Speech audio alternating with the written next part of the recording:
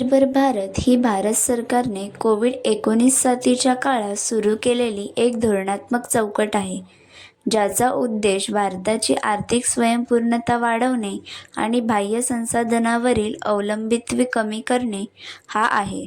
या अभियानाद्वारे स्थानिक उत्पन्नांना प्रोत्साहन देऊन अर्थव्यवस्थेला चालना देण्याचे प्रयत्न केले जातात.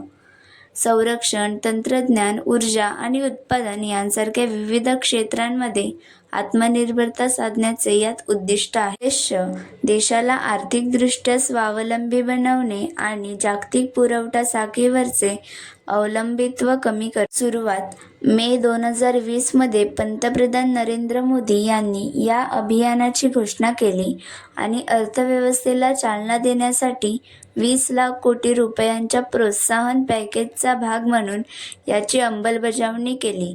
धोरण आत्मनिर्भर भारत अभियानात विविध क्षेत्रांमध्ये सुधारणा घडवून आणण्यावर भर दिला जातो. व्यापकता यात पायाभूत सुविधा, संशोधन आणि विकास, तसेच किरकोळ, बँकिंग, पर्यटन आणि माहिती तंत्रज्ञान यांसारख्या प्रमुख सेवा क्षेत्रांचा समावेश होतो.